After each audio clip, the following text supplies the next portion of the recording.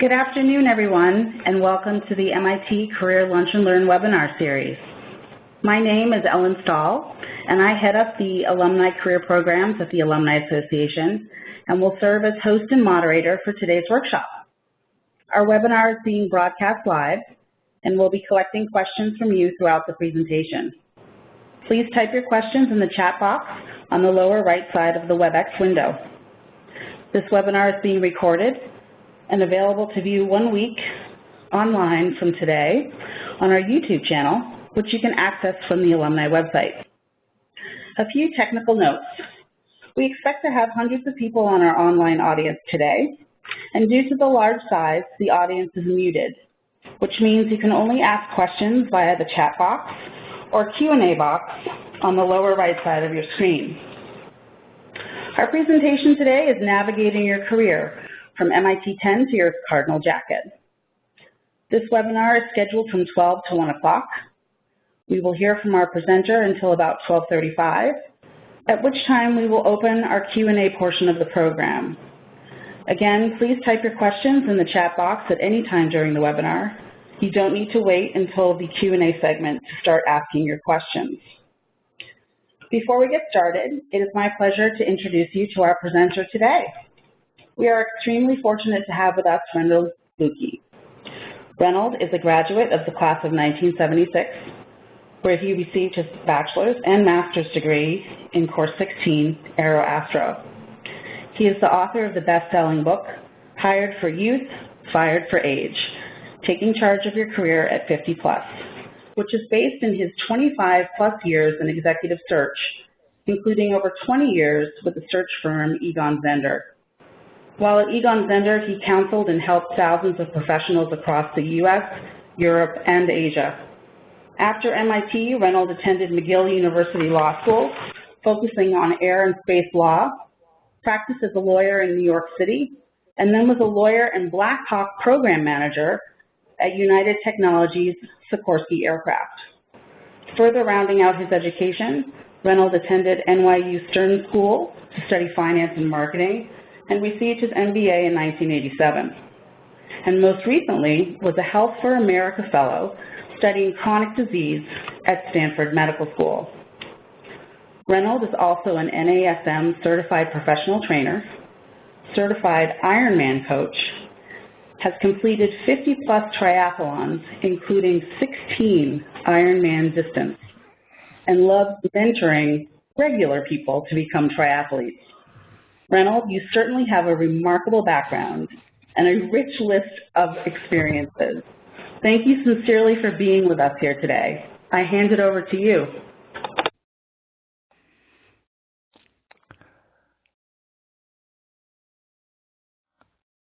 Well, thank you very much, Ellen, for that very lovely and thoughtful introduction. It's great to be with you all today, and my desire for you is to get the most out of the session. So just to underscore what Ellen said, as you have questions, please pop them in the chat bar, and we'll be sure to get to as many of the questions as possible once I've finished with the overview. So today I hope you'll learn at least 3 things. The first is to get an overview and a context of where you are in your career. The second is how you can create your own strategic career plan. And the third is how to build an effective personalized network. As you think about this process, remember, it's really no more difficult than learning to play chess or maybe even an 803 problem set. How the individual pieces move, what provides the challenge, is getting all those individual pieces to move together to achieve your objective, whether it's a new job or winning the game.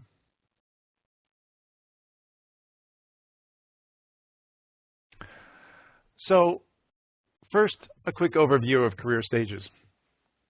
MIT10 is that exciting time after graduation, that first 10 years, that's filled with new jobs, grad school, and the inevitable first or second career change. Now, as we move into the next stage, what we find is you're typically in your 30s and you're dealing with all the challenges of multiple promotions, moves across the country or around the world perhaps, and juggling dual careers and the beginnings of family. And this is a time of work-life balance. Not. To those in that stage, unfortunately, all I can say is just enjoy it.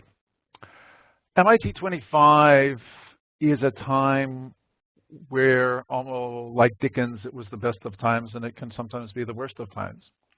Typically in your 40s, you achieve really great highs because many of you will have climbed to the top of your corporate pyramid, achieved being a senior executive, or even running your company.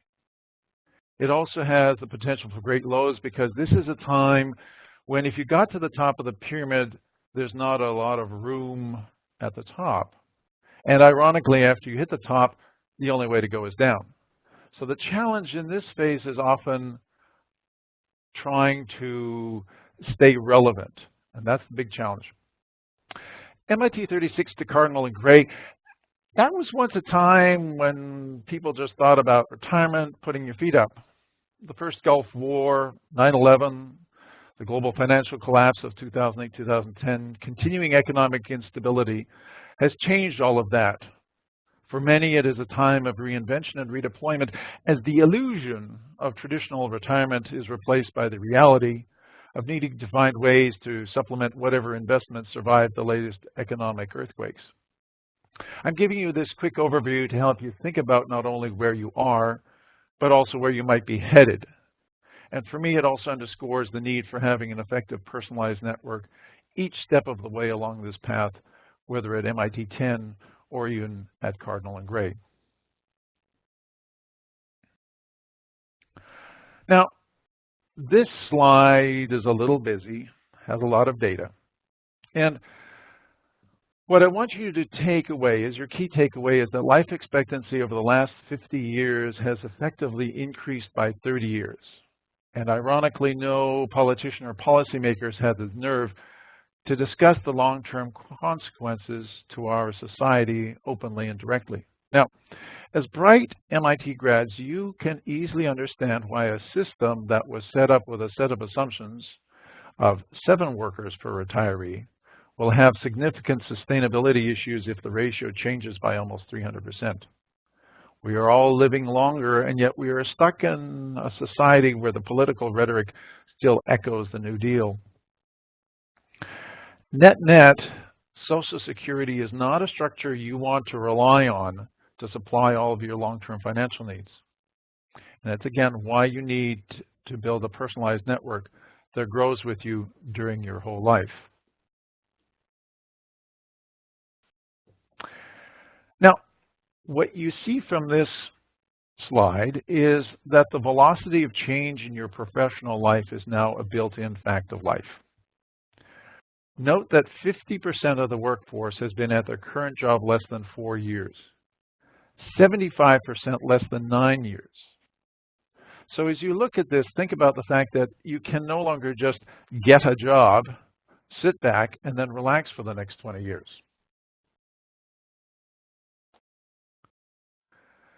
So here are some tough realities facing professionals today. And again, I will be at times perhaps a little blunt, but I think it's important for you to get the data and then figure out what you want to do with it in an unvarnished way. If you think about it, you're almost like running for Congress. You just get elected or you land a job and you already need to be thinking about running for your next year term. This is this dynamic where this average job time, the length of time it takes to find a job, especially after 40, think about why you need, again, to be thinking about where you are going and why you need to keep that network going and growing at all times. The other thing, too, here is another charming fact, is that what we see is the reflection that we are already in a world where there's more people over 65 in the United States than there were in the entire workforce when Social Security was passed. When you have to spread the butter over that large a piece of bread, the butter gets very thin. Again, we will all be working to a much later age than our parents did. So let's cover some of the reasons that life has changed. The generation that worked through World War II, the Korean War, into the 50s and 60s and landed us on the moon, They retired in the 70s and 80s, and they typically worked 4 times as long as they spent in retirement. This has changed, where today the norm that we're looking at is where school to 30, then work 25, 30 years, and then 30 years of retirement, quote unquote, are all the same length of time. And this is a very different economic model, and one where people need to be thinking about things differently than they had in the past. Some charming data from the government that you can find. You need to save 17% of your annual gross income from age 32 to maintain your lifestyle post age 65 if you're trying to do it on your own. Just think about that, and think about how many people you know who've been saving 17% of their annual gross and putting it into good retirement options. The other charming government statistic is that by 2030, even with the Affordable Care Act, premiums and out-of-pocket medical expenses are expected to be greater than $85,000 per year, which, ironically, when you go to another part of the government, is what they project will be the average U.S. household income. So essentially, it looks like, from the government's perspective, we'll all be working for providing our health care. Food, clothing, shelter will be optional. So again, so what do I do about this? This is, and this is my call to action for you, is to take charge of your career, take charge of your life, and to recognize that you'll have to do things differently than we did in the past, particularly for those of us who've been in the market for a while. You need to get really honest with yourself, and then you need to develop a process. You need to develop a process that will support you throughout your professional life. And again, your professional life will be much longer than you may have thought. And this needs to stay with you throughout your career, and you need to get on it right now. So, how do we create a strategic career life plan? Having discussed the challenges, you need to find a way to change your modus operandi from your traditional send out 1,000 resumes and wait for somebody to bite, to being somebody who's more proactive and someone who is actually in charge of their own career life plan. Now, the first I like to say is create a vision and a mission statement. This is about who you want to be. What it says is that as you explore different alternatives, you can make better decisions as to whether the opportunity is something that matches your dreams, matches your aspirations, or detracts from it. Use that as a filter as to how you go about things. The second is to get real about figuring out where you currently are. This means doing a balance sheet analysis of your skill sets, and you need to take the time to really objectively look at this, and it's a great time for reaching out to others, to your friends, to get their feedback. You may need your friends' perspective to get their honest feedback on what your real strengths, weaknesses, and opportunities are. I'll give you an example. My daughter did a master's thesis in art history, and she chose a well-known woman painter who had painted several self-portraits and had also had several portraits done of her by other artists. It was very interesting to contrast how she saw herself versus how others see it. And the point is, since others are hiring you, not you yourself, and why the only time you actually ever look at yourself is typically brushing your teeth and looking at you in the mirror, you're actually looking at yourself very close up and then backwards. So think about getting input from outside to really get a sense as to how to do that SWOT analysis. Third point brings you back to your roots and poses the question of who you are and what you define yourself to be. What do you stand for? What are your values? Are you focused on resume skills, or are you focused on eulogy virtues? Moving from there to step 4, it's about a self-reflection that you think about defining your personal marketing plan. Think about what is your USP, what is your unique selling proposition, what makes you special, and helps you articulate where and how you want to communicate that, and how you want to, in that process, build various parts of your career portfolio. And finally, where the rubber meets the road, making this happen. And this is what we want to go into next. Okay, however, one small pause for reflection on something that underlies this whole process. Taking the time to get your priorities set right. Staying centered so you can stay on target, Luke. Interestingly, this model lies at the heart of all 12-step programs that have been most effective for creating behavior change over the last 70 years. And your behavior will need to change and adapt over the course of your career if you're going to stay relevant professionally. In my experience, people who get confused on this point and put work at the center wind up on an emotional roller coaster in their lives as their job prospects rise and fall during the course of a career. By keeping yourself properly focused and your priorities set right, what you'll find is that work is a fourth-order impact rather than a first-order. That will keep you on a much more stable keel and allow you to maintain a sense of self which values you as a person for who you are and not just what you happen to be. I had in that example a situation where I had a fellow who'd been VP, SVP of a large company and was required to retire at age 65, and he was at a networking event a few months later, and he was talking to a young engineer in his 20s, and the engineer asked the retiree, says, "Oh, what are you doing these days?" And the guy said, "Oh, I'm just retired." And the fellow said, young engineer said, "So who did you used to be? Who did you used to be?"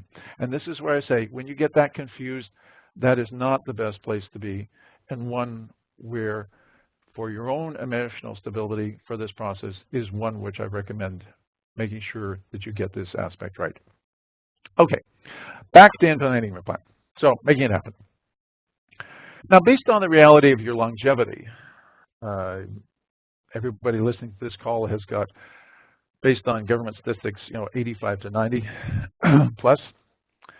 So that means that you need to take a 30-year approach. Now, whether you're 20 and you have two 30-year plans, or you're 50 plus and have one 30-year plan, you still want to look at a 30-year plan and recognize that if you do the average of 4 years per job, you will have 7.5 jobs/careers over the next 30 years. And you want to fit those into your career portfolio of dreams and aspirations and figure out how to make them real. So, in my experience, for most people, one of the most challenging aspects to your career life is building a network that actually helps you. Ironically, for some of the most talented technology people, this can be very difficult because, in my experience, many engineers are rather introverted and have difficulty in this process. But we have to find a way to get you out of your own box. So, as I've said, building a network is much like learning to play chess. So, how the pieces move can appear simple. How a pawn moves, for example. But if you're going to consistently win at chess against a skilled opponent, this can keep you learning for a lifetime. The same holds true for building a network that supports you for a lifetime. So first, I like to say, create the super resume. So what is a super resume? This is a 6+ page resume that no one but you will ever see. It lists every job you've ever had since you started college. And it lists people you've worked for, people you worked alongside. It gives a description of what you've accomplished with as many numbers as possible. For example, it's much better to put led a team of 8 programmers, completed 8 projects, and did it 15% under budget, as opposed to wrote interesting C++. More importantly, because you have next to each position every person you worked for, colleagues you worked with, individuals who worked for you, you also note what the quality of the relationship was. Think of all those people who have been in your life. Start with college and all the way to the present. List especially people who you see as good friends or at least good acquaintances. It includes fellow students, professors, others you worked with in a variety of contexts, and really try to be complete. Why is that? That's because this group of people actually is interested in you as a person as opposed to just a widget. This is a super resume you will continue to build throughout your career. It drives your network building activities. It also helps you stay honest about where your skill sets are, and helps give you insights and affirmation about the various aspects of what makes you a special person. The point is, with respect to every job you've ever had, to list in detail accomplishments and people that were noteworthy at each stage. Once you've had that list, you need to identify where these people are today. Think about what type of relations you currently have, what you had, what made it special, and use that as a basis for reaching out and rekindling the relationship. The good news is that with LinkedIn and Google, you can find people much more easily than you could even, say, 10 years ago. As you reach out to people, recognize that in today's world, the most successful people realize that they need others to help them along the way. Most people are willing to help if you make it a task that is manageable within their busy lives. Remember to ask for help from these people, such as who else to connect with, rather than putting them in an uncomfortable spot by saying, do you have a job for me? From the super resume, you can then extract those experiences and references that are relevant to a specific opportunity. Resumes need to be very, very targeted to that position. Remember, you shoot elephants with rifles, not with shotguns. Shotgun blasts just make elephants really irritated, and you really do not want to do that to your friends. So, next, you need to get real about the time this takes. Finding a job, finding an opportunity, building a career is in and of itself a full-time job. Over the course of my career in search, I've seen time and again the reality that it can take 12 and often up to 18 months to find a new position, a really great job, even for very talented people. To stay emotionally on top of your game for that length of time, you need to follow the old African proverb. If you want to go fast, go by yourself. If you want to go far, go with a friend. You will need a strong support group to help you during this time.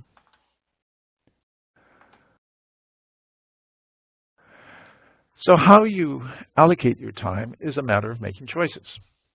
And I come back to this point of making the right choices. A critical part of your job search is to maintain your sense of well-being and positive outlook on life.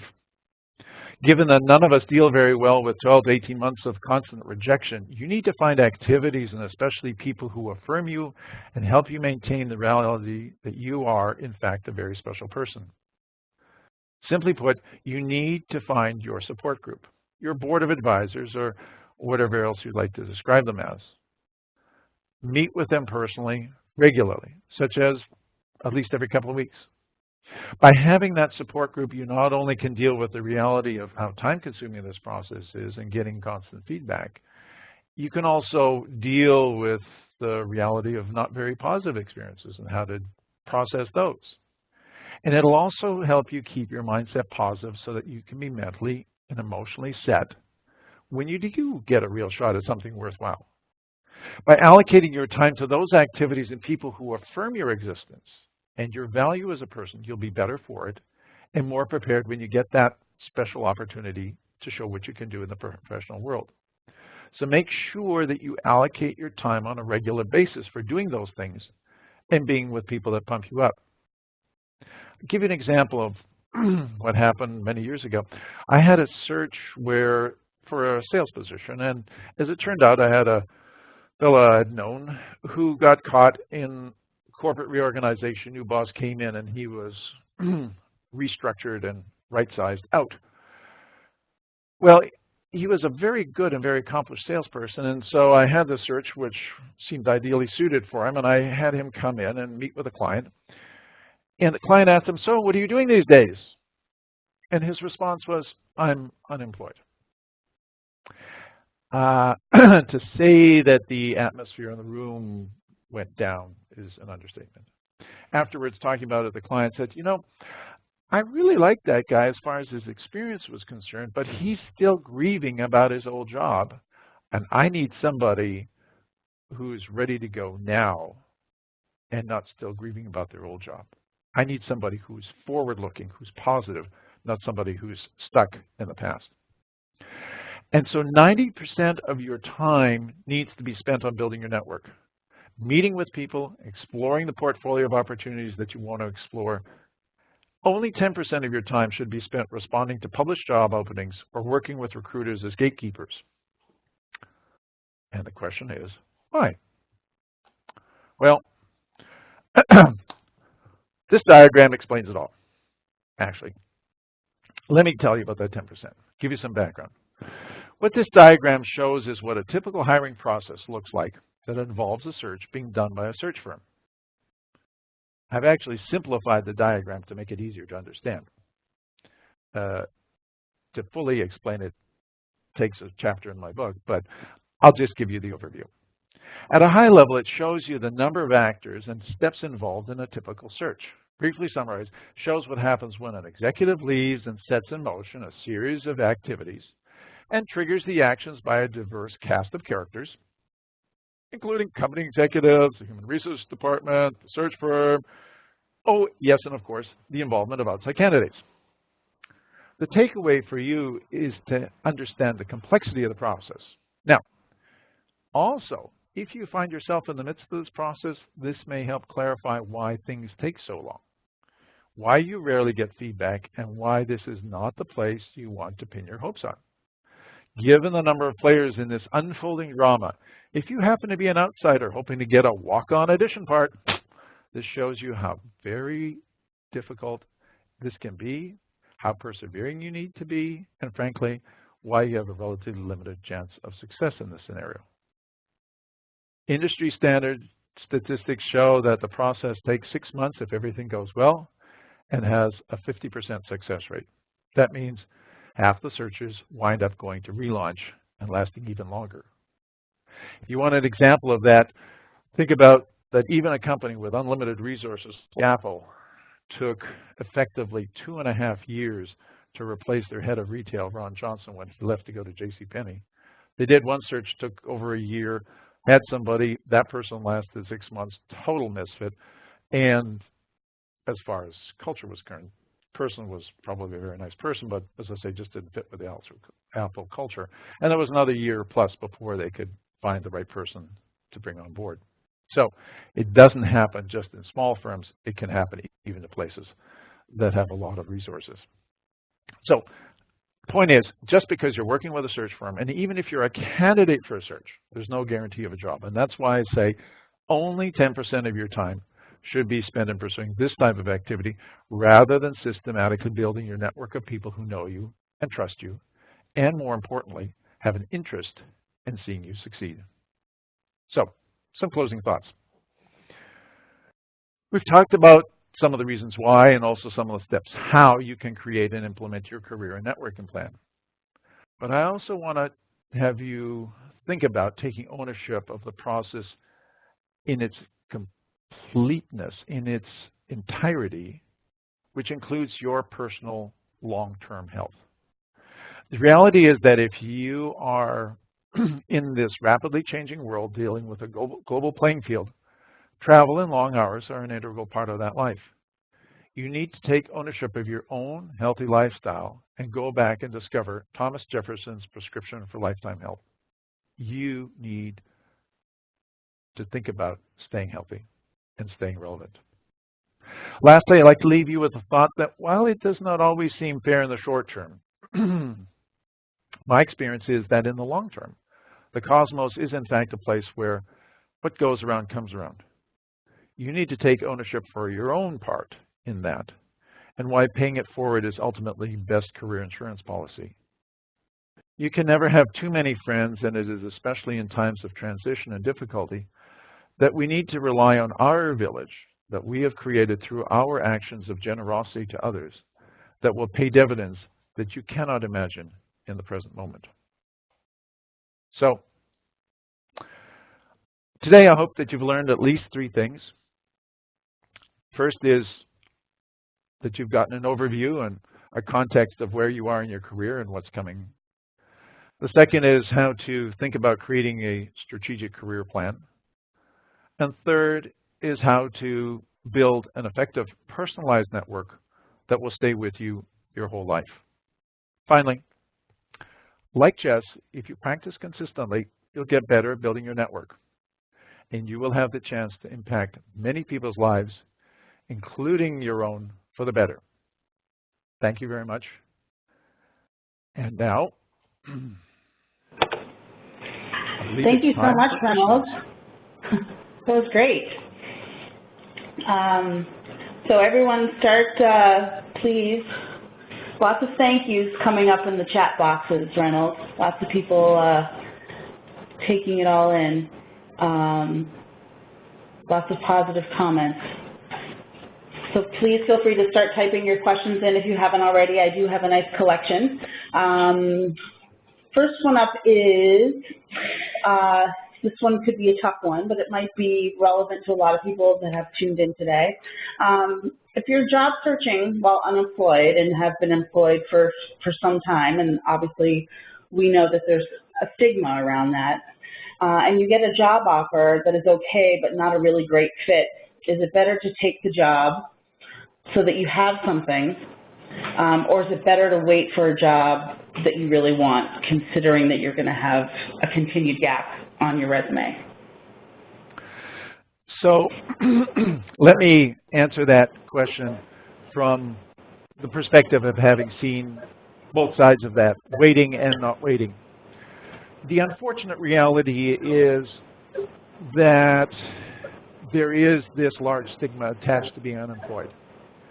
And for whatever reason, people all want to have the thing that they can't, perceived scarcity.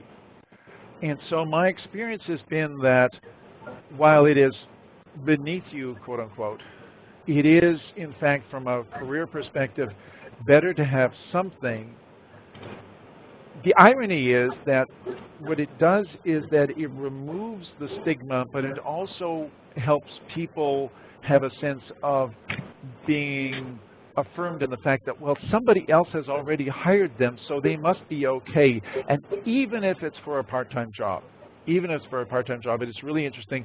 I've had a number of situations where I work with people where they've taken something part-time, and within a month, they've got 2 or 3 full-time offers, which would have never come their way had they still been unemployed, because there is this reality that after 6 months of unemployment, your chances drop like a rock to typically in the fractions of a % of response that you will get. So getting something is better than nothing. It gives you a basis for validating that you're still employable and gives you a chance to go forward from there.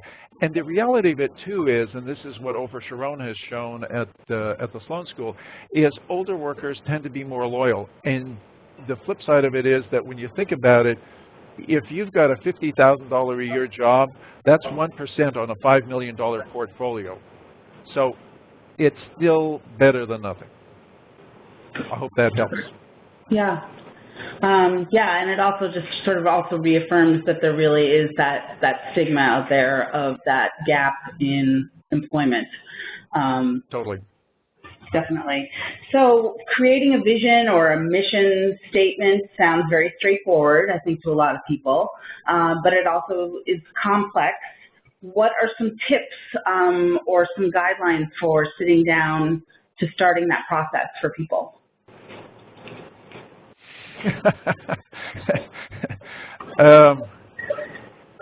Well, I could say start with a good therapist, but you know, part of it is to be gentle with yourself in the sense of recognizing that you have a huge number of talents. Everyone who's listening today is an incredibly talented individual. I just know that because just of all the people I've met at MIT and in life, there's a lot of really talented people, and I'm sure the people on this call are especially so. So there's a whole bunch of things that you can do and would like to do. And I'd say really just explore, put all of those down, start with a very complete list, and then work your way through and explore bit by bit which areas happen to be at this point in your life tugging at your heartstrings most?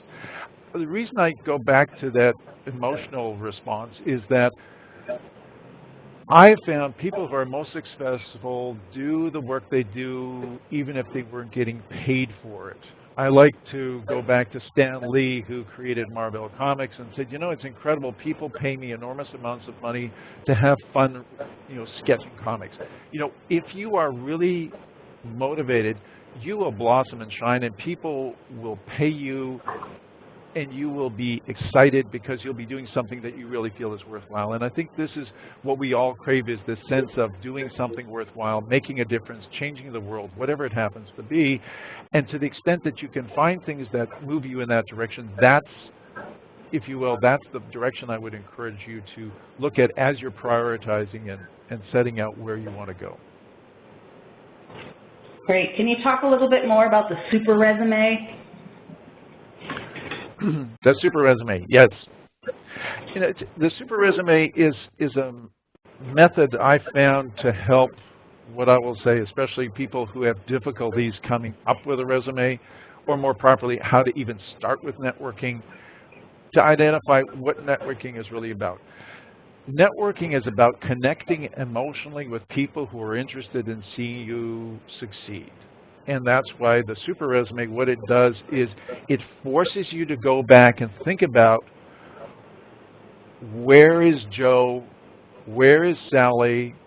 You know, we had really great times. I was at this company. They did great stuff. They worked well, bum, bum, bum. And go back, because sometimes it's a situation we've moved on, we've lost contact, what have you, and as a result, we've inadvertently shrunk our world. And this is a way to sort of to force you to re-engage and expand your world and go back to, if you will, your roots, much overused term, but to go back and identify those people who you had a connection with once and who might in fact be in a position today where they happen to need somebody just like you, because part of it is reality. You will be hired by somebody typically plus or minus 5 to 10 years your age. And so if you have somebody who you've worked with in the past and they're in a position where they can help and say, oh, we happen to have an opportunity in XYZ division, it's more likely that you're going to get that from somebody as opposed to a total stranger who you were applying to on some job board someplace. And so the super resume is really this mechanism to identify what you've done, identify who you've worked with, identify and force you to think about where they are, and then force you to think about how to make connections with them. And that's why I say this is a full-time job. This is why you're spending 90% of time on it, particularly if you're currently unemployed, on this process of building out and reaffirming who you are as a person and reconnecting with people who were influential and important to you in the past, whether as a boss, a colleague, or somebody who worked for you who is now running XYZ Corp, for instance. And that's why the super resume allows you to, it has a mechanism there. And again, the other thing too is that when you actually get to a point where there is an opportunity, that you pull from that resume, you can pull from that resume the one-pager. So for example, I typically tell people who are over 45, don't bother to apply to any job postings because it just goes into a black hole and nobody looks at it. I know, for example, in the Valley, there are a lot of companies where even if you apply to the job posting, the only ones that get looked at are those that come with a personal referral of somebody who's already inside the company. So rather than wasting your time and getting your hopes up, writing cover letters, what have you, focus on your networking, focus on identifying, and then when you have a meeting with somebody who says, Joe, I'd really be interested, can you do something in program management, that you pull together your program management resume from your super resume, as opposed to sending them your, I'm a brilliant coder in C++, for instance. Great. So those are some thoughts there. So tapping into your years at Egon Zehnder and the executive search process and sort of thinking about that and knowing what you know now, working more individually with clients, do you think that there's a magic age that one needs to really think about that transition in life? So if you are currently an entrepreneur and thinking that you might want to switch to a corporate career, or if you're in a corporate career and thinking that you want to switch to being an entrepreneur or a consultant, freelancer, or working more independently. Do you think that there's any sort of magic number of the age range that you need to think about doing that? Okay, I'll approach that from two sides. One is, you want to make it at, a Fortune 50 company. You want to have a senior executive position in a Fortune 50 company, and you're currently in some sort of entrepreneurial situation. Unless you happen to be lucky enough to be, at a unicorn that gets acquired by one of those, the reality is those companies are expecting to have a certain length of time in which to observe you, see how you work within the corporate environment, etc. And the rule of thumb is basically you need to be a VP at 40 if you're going to have any kind of a real shot. So if you look at it, if you're an entrepreneur and you are thinking about a large corporate environment, then what you need to be doing is that by the time you're 30, you need to be plugged into some sort of a corporate track that gives you a trajectory to making VP and running a division and things of that. Because if you haven't done it by 40, in today's world, it's going to be almost impossible for you to make that jump to the VP level in a major corporation. Okay. Now the flip side of that is if you're in a large company and you're thinking about the entrepreneurial gig, what have you, one of the rules of thumb that they always used to say in the old days when you were at a law firm or accounting firm or what have you was that if you were in that firm and you were going to go out and you had all these people telling you, oh yeah, I'll finance you, oh I'd love to come with you, whatever, the reality is that less than 10% of those people who said they would go with you as a client actually did go with you as a client. So the analogy is that if you are going to do the entrepreneurial gig, that is, again, a high beta, a high risk approach, given that 90+% of startups do fail. That's the reality, we all know that, particularly here in the Valley. And so what you want to do is to do something to measure your risk in that and identify like one or two opportunities and see what you can do and start on the part-time basis, explore what you can do in your free time, whatever it happens to be, and then test out and see whether it starts to grow and has a trajectory that looks like it could be sustainable.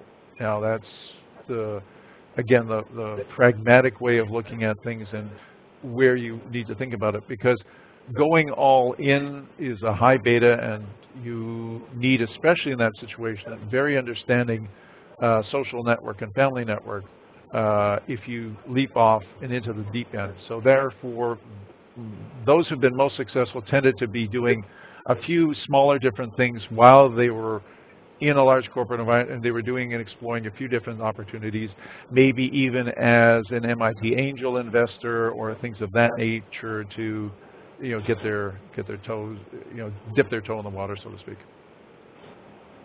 Great, thanks for that perspective. Talking a little bit about networking for people who might not be in a big major city, so they're not in Cambridge, they're not in San Francisco, they're not in Manhattan. How do you continue to build and maintain the network when you feel that you're in a less sort of populated area? What sort of advice do you have for people to either tapping in or maintaining those relationships when they're not necessarily in the thriving pulse areas? So this is an area which has changed dramatically over the last 10 to 15 years, and where I think we can thank the internet in part for that. Because whether you are in a smaller center or whether you're in a large center, your access to high-speed broadband is pretty good. So your ability to connect with people in a professional way and or a personal way is much better than it ever used to be. So for example, if you're in a smaller center, one of the things, as I say, is to go back and take a look at who you've worked with and where are they today and reach out and connect with them. And a great way to connect with them and reaffirm your personal connections is through Skype and things like that, through video conferencing. The phone is nice there, but getting on a Skype call just affirms, that personal connection. And most people have traveled at some point. And if it's something worthwhile and if it's something big enough so that, for example, you've managed to become on some sort of a regional nonprofit, for example, and they have a national conference on whatever, that's, again, those kinds of situations where you can think about very thoughtfully and say, what it is that I like to do. Just take an example. You're heavily into model trains, okay? Well, if model trains are a passion, there's probably a local chapter, and if you are looking to use this as something that you can enjoy and work with more, then you can work on becoming, president of the local chapter and use that to leverage into regional meetings and into the national meeting. And when you get to the national meeting, you make the investment once a year to go to the national meeting, and you talk with all these other people. And by the way, the one who has this really cool train set that he's working on or she's working on, and oh yeah, by the way, they happen to need an XYZ, and you just happen to be XYZ, then my goodness, isn't that a fortuitous example? And why wouldn't you like to move and come to wherever? So that's one way to think about using those kinds of activities as a way to stay connected and use that to leverage. So you become a big fish in a smaller pond and use that as a way to learn how to swim in ever larger ponds. Thank you. Can you give some strategies or advice, or maybe even some examples of individuals that you've worked with? Today, it seems like we have a world of specialists and subject matter experts, and that's what people are looking to hire. So for individuals who are more generalists, how can they position themselves in a world where it seems like everybody wants those subject matter experts and specialists? Well, this goes back to your super resume and also to a certain extent as to what you see as your career portfolio and the things that you like to do. The truth is the world has moved on for whatever reason. There are people who are running major technology operations today who readily acknowledge that they wouldn't even have a chance to start in their current firms because they happen to have a BA in political science, but they're today running, a major software company. The world has changed, and we just need to recognize that. An example of that is a friend of mine who heavily involved in stuff which, had it continued to go, was doing research at a major university lab. That lab got shot down. He had a choice. It was what was he going to do? I mean, it was, if he kept on going, theoretically, he might wind up with a Nobel Prize in physics for the stuff that he was doing. But that was not the trajectory that was presented to him. So he made the choice, bit the bullet, went back, spent 6 months learning programming of the latest buzzwords, and got a job at a startup as a programmer. It's beneath him. It's not, quote unquote, what he spent the last 25 years doing. But he is, from an overall perspective, he's enjoying the work, he's enjoying the people, he's enjoying his lifestyle. And so that was a choice that he made. So that's an example of where you need to re-engage, reinvent, go back to school, do whatever, and get set, because, being a generalist, that's, as the question says quite correctly, is not a popular area to be, and so you have to figure out which areas of specialization you like, or you have to work really, really hard to find that needle in a haystack where somebody still wants a generalist. But those are tough to come by. Mm-hmm.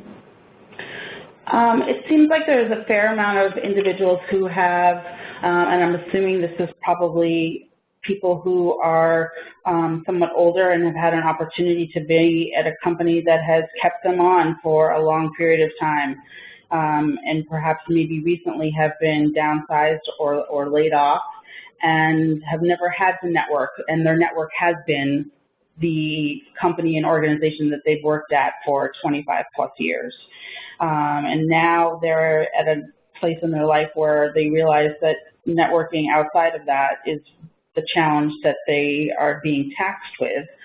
So can you talk a little bit about that, and also any sort of pointers for reaching out to people that you really have not talked to in a really long time, and what that sort of opening statement can be to those individuals?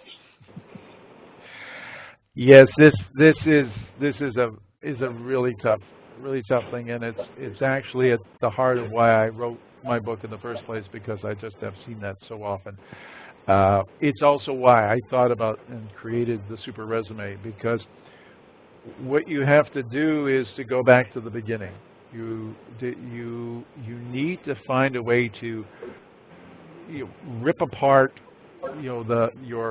the set of tracks you've been running on quite comfortably for the last 25 years, and you have to figure out a way, how do I re-engage and how do I grow and get outside of that box? And that means, and the beauty of it is, MIT, for example, the Alumni Association, the resources that are there, and your classmates. Read your class notes. I happen to be class secretary, so I'm a little biased this way, full disclosure, okay? But read your class notes. See what other people are doing. Go back for the last 2-3 years, if you need to, of finding out what different people are doing, and or just reach out and say, hey, I'm here, this is what I want to do. Anybody else in this spot? And you'd be surprised at the number of people who are in exactly the same spot and would love to reconnect. And that's what you want to use, is that opportunity, is to say, just want to get together, want to connect, see what's going on, and let's see what happens. I mean, it's impossible to program everything bang, bang, bang, bang, bang forever. What you need to do is take the steps, do the super resume, figure out where those people are, and just reach back out to them and say, hey, it's been 30 years. How's life? And that's all you have to do. And most people recognize there, but for the grace of God, go on. It's like, so, hey, what you been doing for the last 30 years? Great. Let's catch up over coffee and see what life looks like. And then figure out and say why you might want to be thinking about this person is because they have an area that you're interested in. I'm really interested in, going on a one-way trip to Mars, and you happen to be at a company that's planning one-way trips to Mars. So I'd really be interested. What's it like planning a one-way trip to Mars? I mean, that's where the super resume, and thinking very systematically, going back to college, anybody I worked for, with, where are they today? Who did I like? Who didn't I like? Where are they today? And again, with LinkedIn and Google, you can find most people today if they're still alive. Great. Well, this is certainly a process that you are comfortable with. I'm assuming that a lot of the audience today might not be as comfortable with it. You've been very generous to put your email address on these slides, reynolds@reynoldslukey.com, and your website, www.reynoldslukey.com. Obviously, your best-selling book, Hired for Youth, Fired for Age. A lot of people have been asking about the slides and whether or not they can get copies of the slides. Would it be okay for people to email you at that email address if that's something that they would like to get a copy of? We are obviously recording today's webinar, so that will be available on our website. Within the next week, we'll upload that. But if people are looking to reach out to you, follow up with additional questions that might be a little more personal to them, is that something that's okay? That's perfectly fine. As I say, I'm a class officer. I'm an alumnus, and I'm always happy to help fellow alums to the extent that I can. Well, we were really fortunate to have you today. There are many questions that we did not get to. I will try to figure out maybe a mechanism that we can try to answer some of those for individuals that did register today and put their name into the WebEx system. If we can try to get some answers back to you, we will do our best to do that. It's always great to have so many people interested in these topics, and of course we wish that we had more time to be able to answer everybody's questions. But thank you so much for your participation, and Reynolds, thank you so much for your wisdom and sharing all of your experiences with us today, and we wish everybody a great rest of their Thursday. Have a great day, everyone. Thank you so much. Bye-bye. Thank you. Bye-bye.